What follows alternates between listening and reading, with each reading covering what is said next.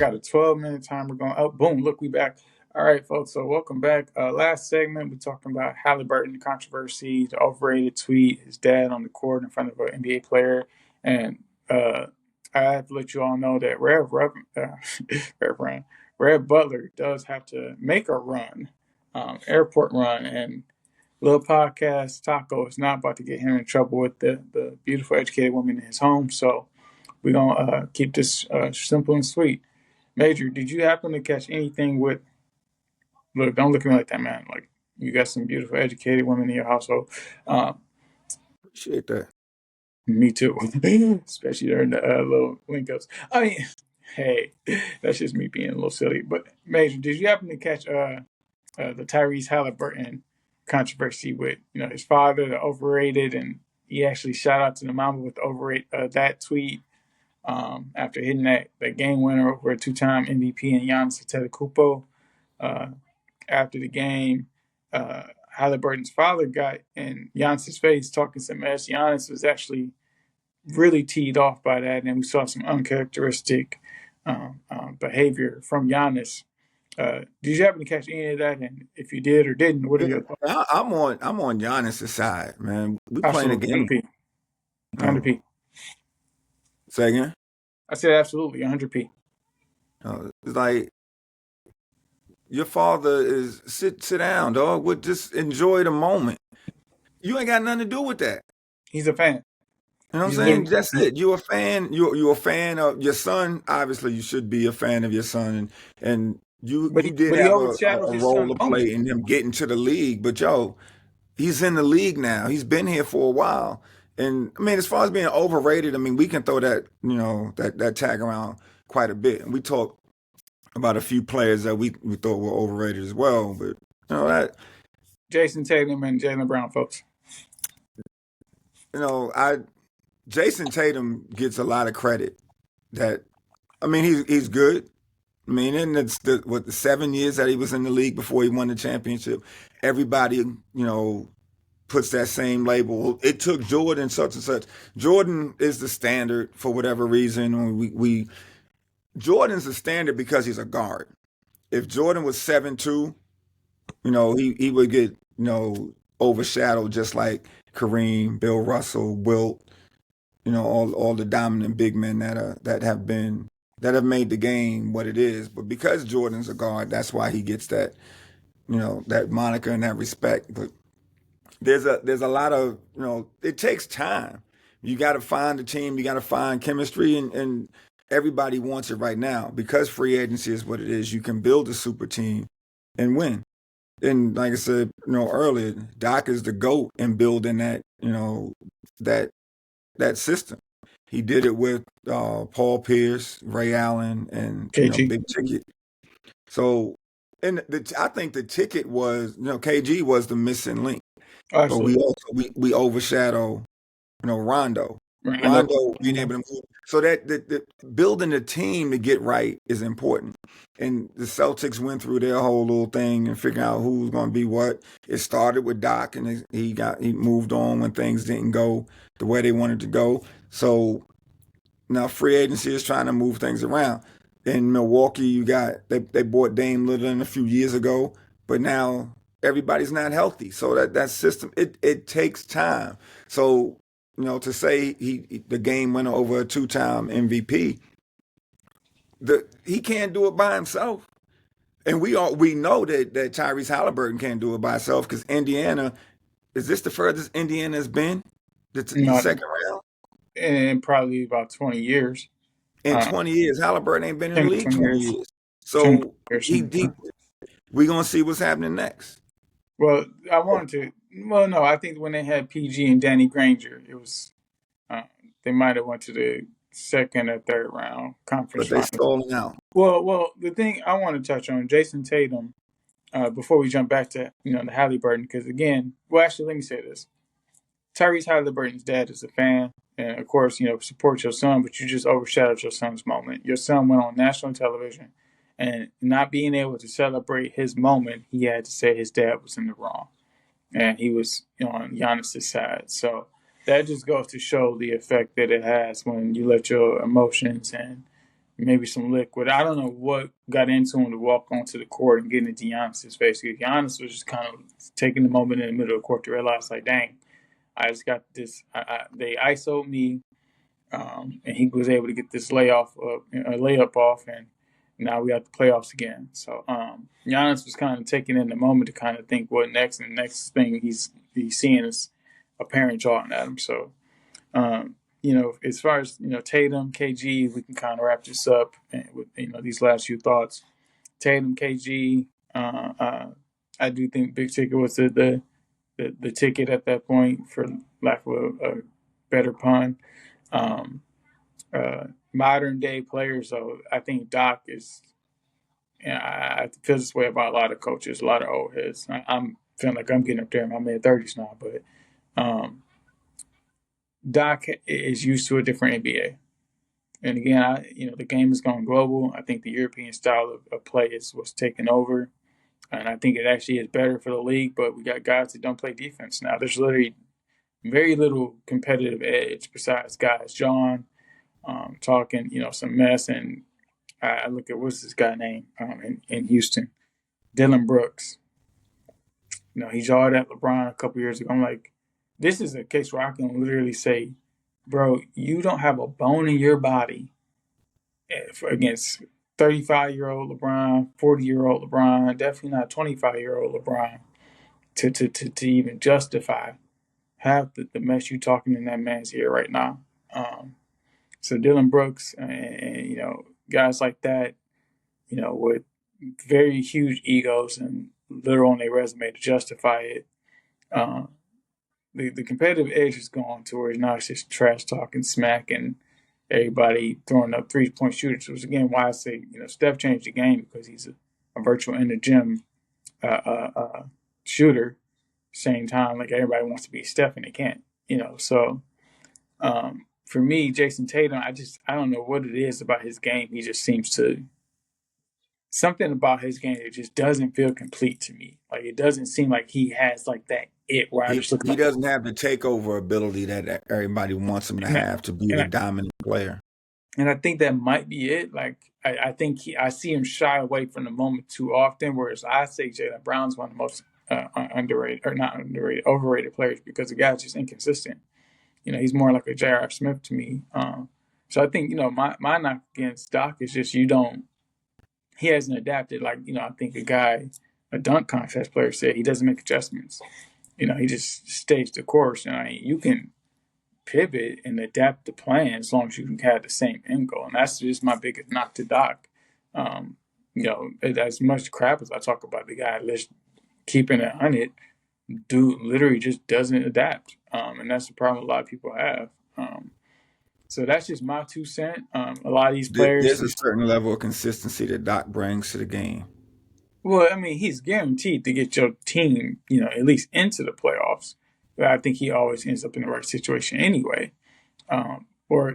He ends up with a good team, like the good pieces. But again, with Milwaukee, they just didn't have the cohesion, and the guys never played, together. And that's the piece.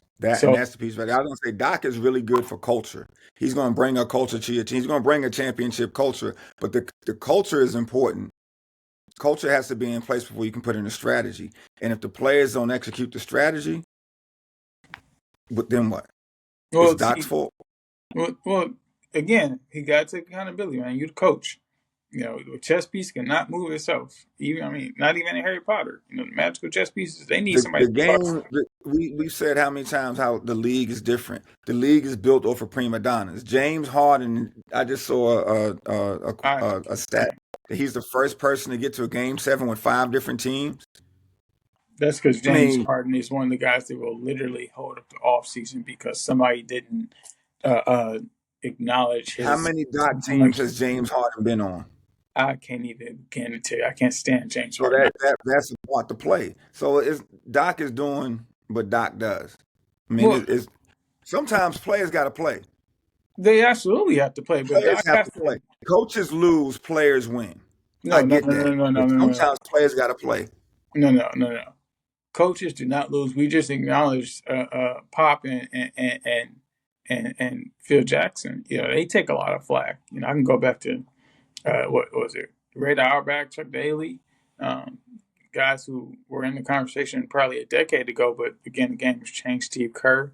Um, what I want to touch on really quickly, so we can end this off on a good note, because I know my time is about to go off, so you can get to it later. We got a minute and a half. Um, you know, the game is changing. It's very boring to me now. Literally, I probably only watch the playoffs at this point. That is, I was a regular season watcher through and through. The game is boring. I do think guys like James Harden, there has to be some type of new CBA rule where CBA, what's the association? They have to come up with something to keep these guys more accountable. Um, Kawhi shows up in the playoffs, but I forget he's on the roster half the time. I think there's got to be some type of change to NBA to make it a little bit more. Player management or load management, whatever you want to call it, has changed the game a lot. I agree. I don't disagree with it, just because me, deal with my own health issues over the last couple of years and just burned out and stress from my work and work travel. I do think that load management has. There's got to be some balance. You can't have people taking advantage of the system too much. But I also don't want to tell people to. I, I don't know how. I don't know what the change is, but it's I, a I don't. I'm different not world. saying that they shouldn't be resting, but I'm just living a life of on the go, always on the edge. And I mean, a war zone is a different place to live in. And we're talking about a professional athlete. All you've done since you were 15 years old is play basketball. Well, No I mean, bullets flying at your head. we can't No. say that. We can't say that. So a lot of these guys came out the hood. No, we can't say that. Okay, you came out the hood, but you in the NBA now. You Shout yes, out you to John Moran. overcame things to get to the NBA, but yo, load management, you running, Ja, jumping, Ja, everybody has back pain. you know, Yo, I pay it costs me if I'm gonna take my family to see an NBA game, it's gonna cost me damn near $500 to park, to feed them, to watch the game. And then I get to the game and you ain't playing? so hold on. There was actually, I remember who I was about to mention. What's the coach for Notre Dame? Is it Jamal? Coach for Notre Dame football. I gotta look it up. He Oh, came here. football. Yeah, What's his name? I see his face, I just can't think of his name. great Marcus guy. Marcus Freeman. Is it, yeah? Is it Jamal Freeman or Mark? All right. So Marcus anyway, Freeman. I'm gonna make sure I get it right for the next episode. Marcus Freeman literally changed the Notre Dame culture. Is a black coach going into the Fighting Irish and got them to the college football championship game. I knew this year was going to be bad when Ohio State won, but it is what it is. But as far as load management and that type of stuff, I don't have the answer, and the timer did go off. I just want to let you finish your thought. But uh, for me, there's got to be some type of accountability, some type of balance, because somebody mentioned my new barber, actually, shout out Stan, mentioned that one of his buddies went to a Lions game. It cost $1,400 just for the tickets. 2 tickets to take his lady to the Lions game. $1,400.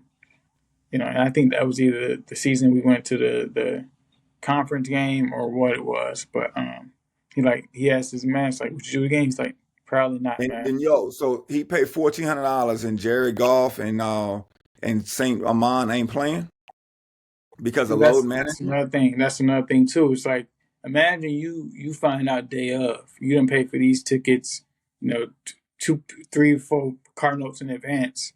Uh, um, Cade ain't playing, Steph ain't playing, Amon St. Brown ain't playing, Patty Mahomes ain't playing. Whoever you want to throw out, these guys aren't playing. That takes a chunk out of you. So You know what I'm again, saying? like, And you're getting paid multi-million. You're getting paid and three taxpayer times someone's taxpayer salary per game, and you're X, not that's playing. way more than 3 times. Oh no, you said salary. Never mind. Salary probably is 3 times. Guys are making These two. guys are making 30,000, 100,000, 200,000 a game. Yeah, yeah.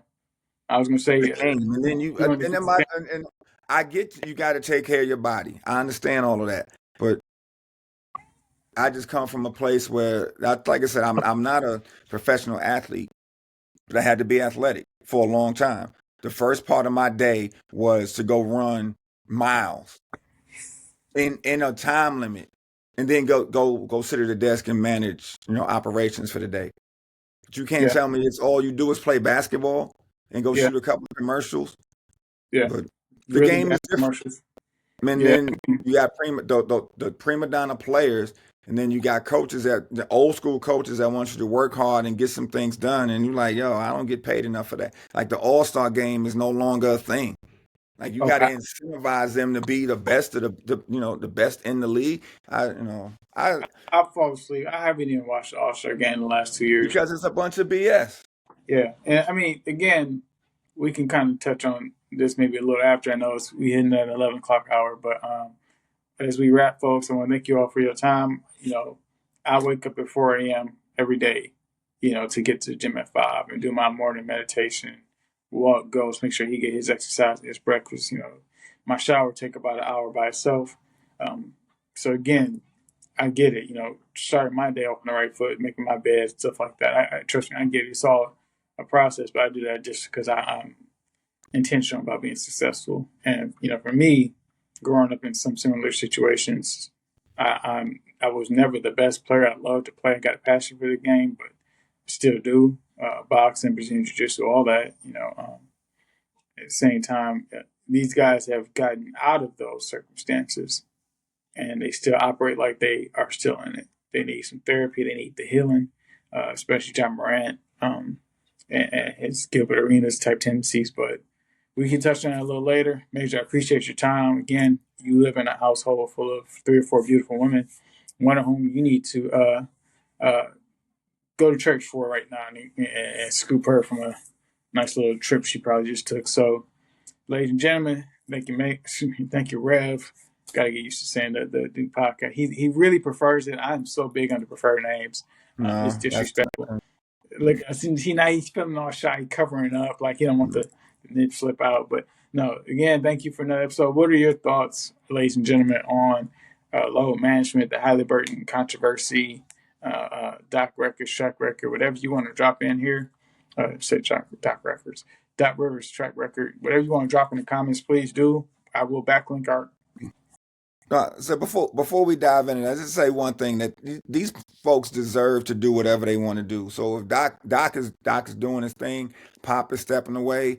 Pop is putting his health in front of everything else. He's still going to be running the show for the Spurs. So anything that happens is still going to have Pop's fingerprints on it. But he deserves to. He's a 75-year-old man that has been at the top of his game, the top of his industry. So keep your opinion, share your opinions, but understand they get to do what they want to do.